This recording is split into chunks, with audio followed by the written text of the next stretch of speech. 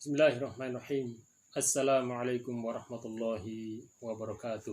Waalaikumsalam warahmatullahi wabarakatuh. Innal hamdalillahi nahmaduhu wa nasta'inuhu wa nastaghfiruh wa natubu ilaihi wa na'udzu billahi min syururi anfusina wa sayyiati a'malina.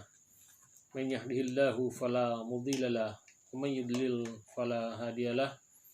Asyhadu an la ilaha illallah wahdahu la syarikalah wa asyhadu anna Muhammadan abduhu wa rasuluh. Allahumma shalli wa sallim wa barik ala nabiyyina Muhammadin wa ala alihi wa ashabihi wa man tabi'ahum bi ihsanin ila yaumiddin. Wa ba'd, wa qala subhanahu wa ta'ala ya ayyuhalladzina amanu taqullaha haqqa tuqatih wa la tamutunna illa wa antum muslimun. Alhamdulillah, kita kembali saling mengingatkan untuk selalu bersyukur kepada Allah Subhanahu wa taala. Dalam Ramadan kali ini kita sudah masuk pada paruh ketiga di bulan suci Ramadan tahun ini. Insya Allah tinggal beberapa hari lagi kita sudah bisa melewati bulan suci Ramadan ini, dan semoga kita yang benar-benar berusaha untuk selalu mengisi Ramadan dengan sesuatu yang bernilai ibadah di sisi Allah Subhanahu wa taala akan menjadi alumni Ramadan dengan mendapat gelar al-muttaqun, orang-orang yang bertakwa. Karena Allah Subhanahu wa taala berfirman, "Fatazawwadu fa inna khaira zadi taqwa." Berbekallah kalian sebab sesungguhnya bekal yang terbaik itu adalah takwa. Salawat dan taslim kepada Nabi Muhammad sallallahu alaihi wasallam, kepadanya lah diturunkan Al-Qur'anul Karim. Dia adalah manusia yang mulia, dan kepada Nabi Muhammad SAW hendaklah manusia mengambil contoh, tauladan, qudwah di dalam kehidupannya. Karena sebaik-baik manusia adalah Nabi Muhammad SAW. Kata beliau, man ata'ani dakhalal jannah wa man asani faqad aba. Barang siapa yang taat kepadaku, dia akan masuk surga, dan barang siapa yang mendurhakaiku, dia enggan untuk masuk ke dalam surga. Pada malam ini kita akan mengaji surat Al-Ma'un, surat ke-107 di dalam Al-Quran, bagian surat dalam juz 30. Surat ini sudah sering dibacakan dan kita juga semua insya Allah sudah menghafalkannya. Allah Subhanahu wa ta'ala berfirman, A'udzu billahi minasyaitonir rajim. Bismillahirrahmanirrahim. Ara'aital ladzi yukadzibu biddin. Tahukah kamu orang-orang yang mendustakan agama? Fadzalikal ladzi yad'ul yatim. Itulah orang-orang yang menghardik anak yatim. Wala yahuddu ala ta'amil miskin. Dan dia tidak menganjurkan untuk memberi makan orang miskin. Fawailul lil musallin. Maka celakalah bagi orang-orang yang sholat. Alladzina hum an sholatihim sahun. Yaitu orang-orang yang lalai dalam sholatnya. Alladzina hum yura'un. Orang-orang yang berbuat riya. Wa yamna'unal ma'un. Dan orang-orang yang enggan memberikan bantuan. Sekali lagi bahwa surat ini terdapat bagian daripada surat-surat pendek, terdapat dalam juz 30 surat ke-107. Allah Subhanahu wa ta'ala berfirman, Ara'aital ladzi yukadzibu biddin. Ini adalah kalimat pertanyaan. Tahukah kamu orang yang mendustakan agama? Ad-din diterjemahkan, kebanyakan orang menerjemahkan di dalam ayat ini dengan kata agama. Padahal ad-din juga bermakna hari pembalasan atau bermakna balasan. Dalam surat Al-Fatihah disebutkan Maliki Yaumiddin, yang menguasai hari pembalasan. Jadi Dengan makna ini kita bisa memahami ayat ini. Ara'aital ladzi yukadzibu biddin. Tahukah kamu orang yang mendustakan hari pembalasan? Dan Syekh Shalih bin Muhammad Al-Utsaimin, Syekh Shalih Al-Utsaimin, Ketua Dewan Fatwa Saudi Arabia, menyebutkan bahwa salah satu makna daripada ayat ini adalah kata ad-din di sini adalah pembalasan dan balasan. Orang-orang yang mendustakan hari pembalasan, yang tidak mengakui, tidak mengimani dengan sepenuh hati tentang adanya hari pembalasan, atau tidak mengimani dengan sepenuh hati tentang adanya balasan dari Allah Subhanahu wa taala berupa pahala ataupun adab di akhirat. Ara'aital ladzi yukadzibu biddin? Tahukah kamu orang-orang yang mendustakan hari pembalasan itu? Atau tahukah kamu orang-orang yang mendustakan balasan Allah Subhanahu wa taala? Atau tahukah kamu orang yang mendustakan agama? Dan memang ada saja orang yang mendustakan agama. Lisannya mengucapkan saya muslim, tetapi dia menyembunyikan kekafirannya.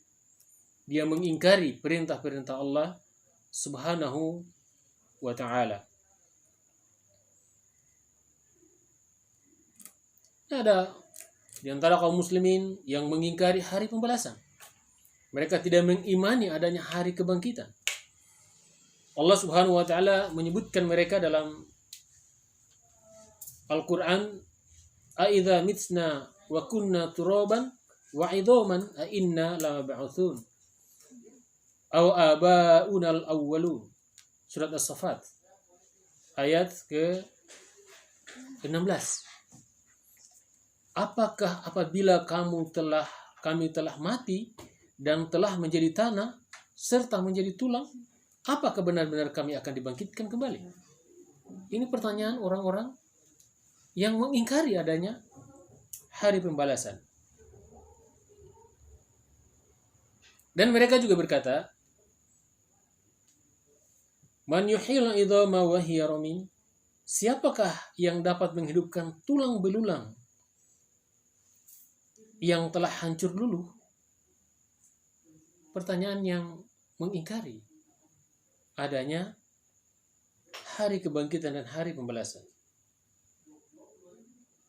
Maka orang-orang ini disebut sebagai, ditanya oleh Allah Subhanahu wa taala. Pertanyaan ini sebenarnya ayat yang pertama ini, ara'aital ladzi yukadzibu biddin, adalah pertanyaan yang ditujukan kepada semua manusia, bukan sekedar ditujukan kepada Nabi Muhammad SAW. Meskipun ayat ini turun kepada Nabi Muhammad SAW, tapi kata Syekh Al-Utsaimin bahwa pertanyaan ini lebih rojih ditujukan kepada semua manusia. Tahukah kamu orang-orang yang mendustakan agama? Maka kemudian Allah Subhanahu wa taala menjawab pertanyaan ini pada ayat setelahnya. Allah berfirman, "Fadzalikal ladzi yad'ul yatim." Itulah mereka yang senantiasa menghardik anak yatim.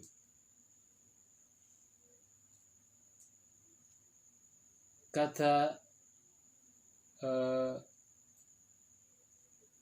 da' di sini, ya, kata da' itu artinya menolak dengan keras.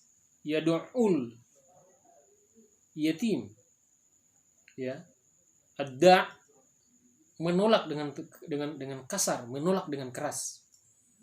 Jadi yang mendustakan hari pembalasan, yang mendustakan agama itu, yang pertama mereka adalah orang yang senantiasa yad'ul yatim, menolak dengan kasar, menolak dengan keras anak yatim. Ya, sebagaimana disebutkan dalam surat At-Tur ayat ke-13, yauma yud'una ila nari jahannam da'a. Ini kata-kata da', ya. Kata da', yauma yud'una ila nari jahannam da'a. Pada hari mereka didorong, ditolak dengan keras, didorong ke dalam neraka jahanam sekeras-kerasnya. Jadi kadang-kadang ya, anak yatim itu datang kepada kita. Anak yatim adalah orang yang telah meninggal ayahnya sebelum dia mencapai usia balik.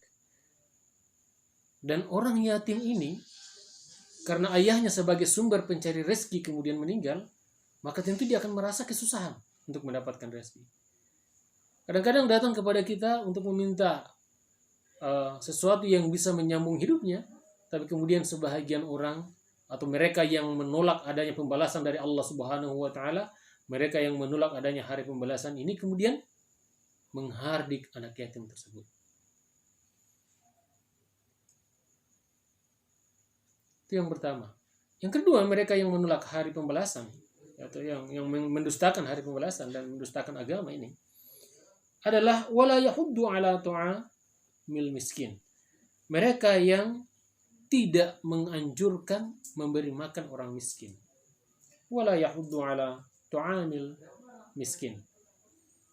Orang miskin adalah orang yang kesulitan dalam mendapatkan makanan karena keterbatasan dirinya.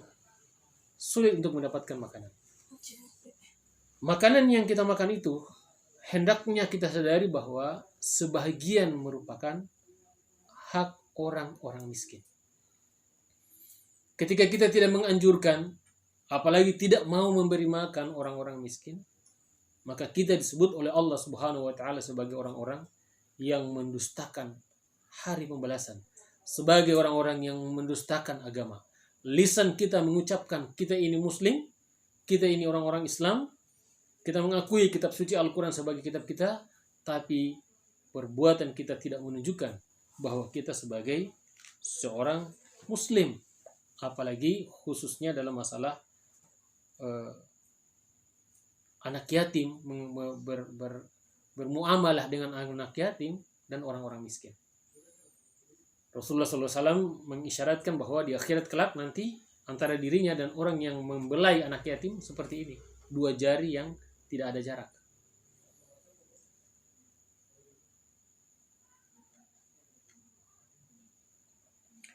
Kemudian Allah Subhanahu wa taala menyebutkan dalam ayat setelahnya wailul lil musallin. Wa wailul lil musallin. Al-wail adalah kata ancaman Allah Subhanahu wa taala. Dan al-wail juga adalah merupakan salah satu nama daripada nama neraka, neraka wail. Allah Subhanahu wa taala menyebutkan al-wail ini dalam surat Al-Mutaffifin, wailul lil mutaffifin. Celakalah atau neraka waillah bagi orang-orang yang curang di dalam berdagang. Rasulullah SAW pernah bersabda kepada sahabat-sahabatnya yang tidak memperhatikan wudunya. Kata beliau, wailul lil aqabi minan nar. Celakalah, neraka waillah bagi orang-orang, bagi tumit-tumit dari neraka, karena beliau melihat orang yang berwudu tidak memperhatikan tumitnya sehingga tidak terkena air wudu. Al-wail adalah salah satu nama dari neraka, sehingga ayat ini Allah Subhanahu wa taala mengancam akan mendapat bagian dalam neraka wail. Wa na'udzubillahi min dzalik. Jika untuk orang-orang yang salat. Wailul lil musallin, fawailul lil musallin. Ya. Maka neraka waillah bagi orang-orang yang salat. Tentu pertanyaan ini akan mengagetkan kita. Akan membuat kita tersentak. Kok salat tapi ancamannya neraka wail? Itu kalau kita berhenti membaca di sini saja. Ya. Tapi Allah Subhanahu wa taala mengklasifikasi siapa yang akan mendapatkan neraka wail padahal dia salat. Ya, makanya harus diperhatikan bahwa salat itu tidak sekedar rangkaian gerakan-gerakan dan ucapan-ucapan lisan tanpa menghadirkan hati. Salat itu tidak sekedar rutinitas hari-hari yang tidak punya makna apa-apa. Tapi salat itu adalah sebentuk peribadatan kepada Allah Subhanahu wa taala, dan seorang hamba sedang berbisik-bisik dengan Tuhannya ketika dia sedang menjalankan salat. Maka Rasulullah SAW menjadikan salat sebagai hiburan, sebagai pelipur laranya, sebagai penenang jiwanya, sebagai istirahat beliau sallallahu alaihi wasallam. Siapa yang celaka diancam padahal dia adalah orang-orang yang sholat? Kata Allah Subhanahu wa taala, alladzina hum an salatihim sahun, yaitu orang-orang yang lalai dalam sholatnya. Sholat tapi lalai. Siapa yang lalai dalam sholatnya? Orang yang mengulur-ulur waktu sholatnya padahal tidak ada kepentingan mendesak. Mengulur waktu sholat sampai kemudian lewat waktu sholatnya. Atau orang yang lalai dalam sholatnya, kata Syekh Al-Utsaimin, adalah orang yang tidak menyempurnakan rukunya. Baru bergerak ruku, belum kembali posisi tulang-tulangnya sudah bangkit. Belum kembali pada posisinya tulang-tulang persendiannya sudah bergerak sujud kembali. Tidak tumaknina dalam sholatnya. Tidak tumaknina dalam sujudnya. Tidak tumaknina di dalam duduknya. Ya. Sehingga dia terkesan terburu-buru di dalam menjalankan sholat. Siapa yang lalai dalam sholatnya? Kata Syekh Al-Utsaimin, mereka yang tidak membaca sebagaimana yang dibaca oleh Nabi SAW.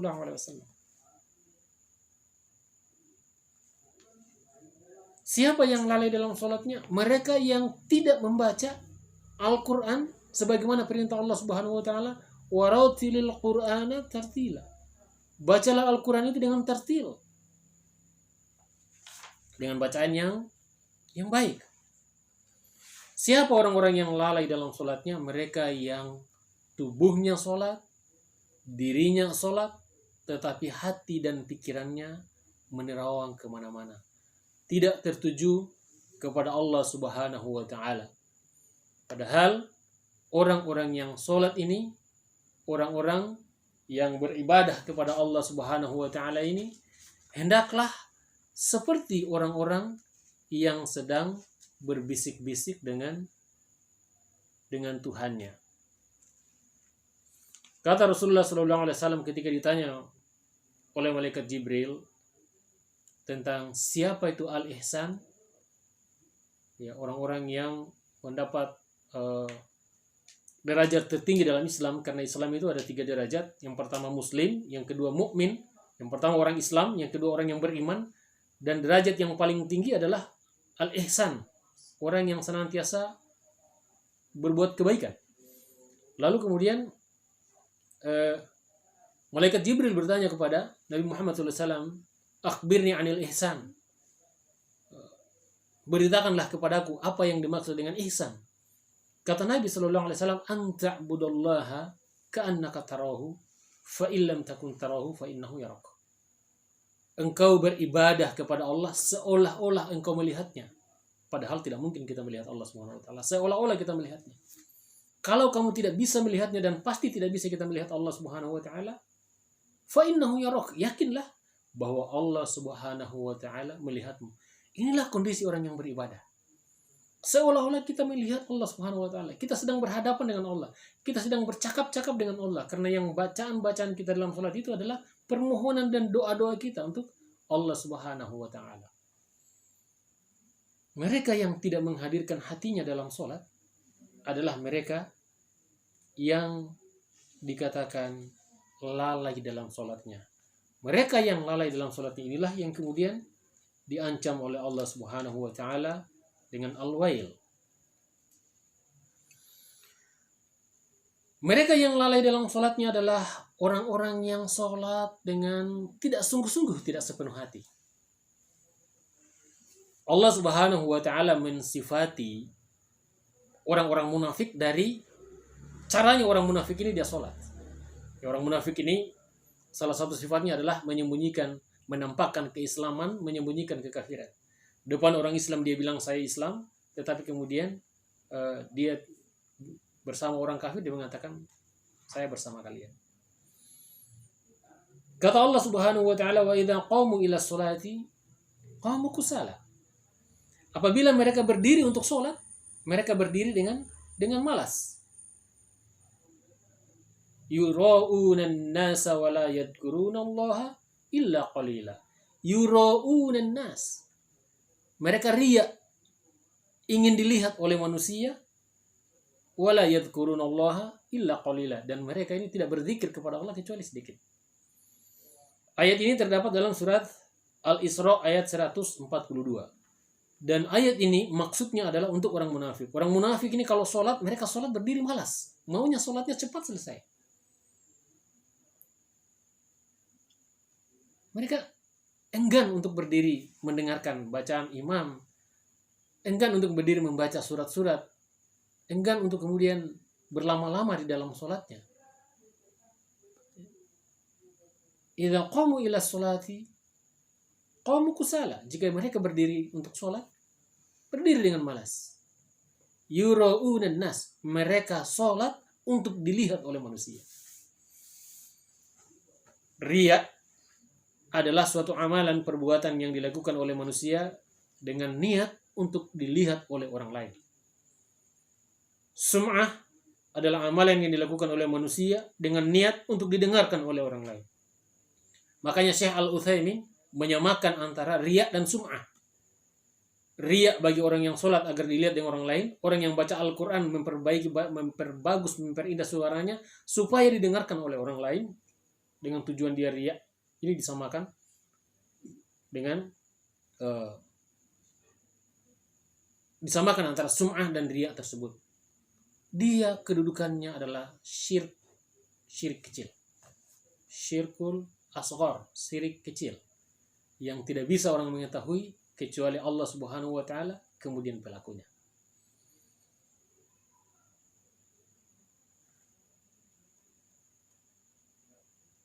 Ya. Dan memang kemudian Allah Subhanahu wa taala menyebutkan yang salah satu di antara orang-orang yang lalai dalam sholatnya ini adalah alladzina hum yura'un, yaitu orang-orang yang riya dalam sholatnya. Dan riya seperti dikatakan tadi adalah riya dalam sholat adalah ciri orang munafik. Karena Allah Subhanahu wa taala mensifati orang munafik dalam surat An-Nisa 142 adalah dia yura'unan nas. Dia ingin sholatnya itu diperhatikan oleh manusia. Jadi kita sholat ini menyembah Allah Subhanahu wa taala, bukan menyembah manusia. Karena perintah Allah Subhanahu wa taala, bukan karena perintah manusia. Siapapun manusia itu. Karena kalau kita sholat karena perintah manusia, maka ketika manusia yang memerintah kita tidak berada di tempat, maka kita tidak sholat. Inilah yang dimaksud dengan riya, dan inilah syirik kecil. Ini yang diancam oleh Allah Subhanahu wa taala, wailun lil musallin. Neraka wail bagi orang-orang yang sholat seperti itu.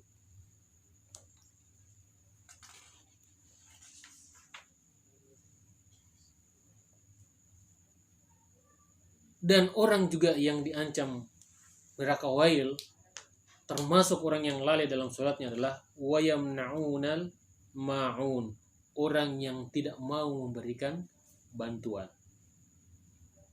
Kikir memberikan bantuan, tidak mau memudahkan kesulitan orang lain. Sholat itu, kualitas sholat kita dapat diketahui setelah kita selesai melaksanakan sholat. Apakah kita semakin takut kepada Allah atau tidak? Apakah kita semakin rajin memberikan bantuan bersedekah atau tidak? Apakah kita semakin baik akhlaknya kita atau tidak?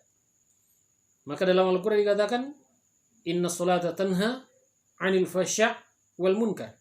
Sesungguhnya sholat itu mencegah perbuatan keji dan munkar. Kualitas sholat kita yang kita lakukan hari-hari dapat dilihat apakah hari-hari kita bisa kita cegah perbuatan keji dan munkar atau tidak.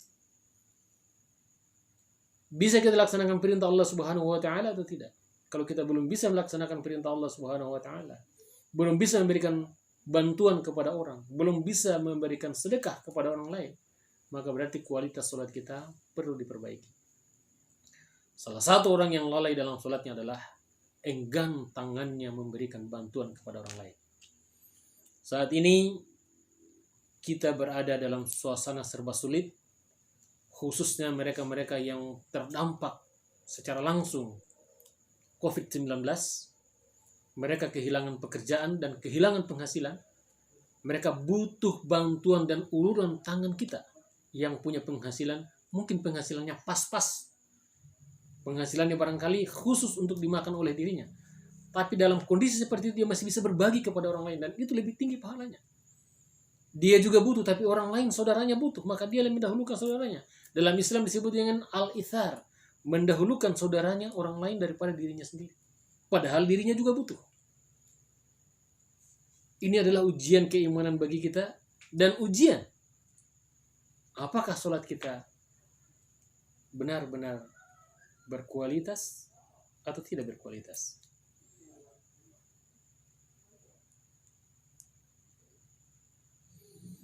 Saya kira ini kajian singkat surat Al-Ma'un. Mudah-mudahan kita semakin memperhatikan ibadah kita di 10 malam terakhir ini. Kita benar-benar mengencangkan diri dalam menjalankan ibadah sehingga kita bisa keluar dari bulan suci Ramadan dengan membawa predikat at-taqwa sebagaimana janji Allah Subhanahu wa taala, ya ayyuhalladzina amanu kutiba alaikumusiyam kama kutiba alal ladzina min qablikum la'allakum tattaqun. Ujung ayat ini disebutkan agar kalian menjadi orang yang bertakwa. Subhanakallahumma wa bihamdika asyhadu an la ilaha illa anta astaghfiruka wa atubu ilaik. Wa akhiru da'wana alhamdulillahirabbil alamin. Wassalamualaikum warahmatullahi wabarakatuh. Waalaikumsalam warahmatullahi wabarakatuh.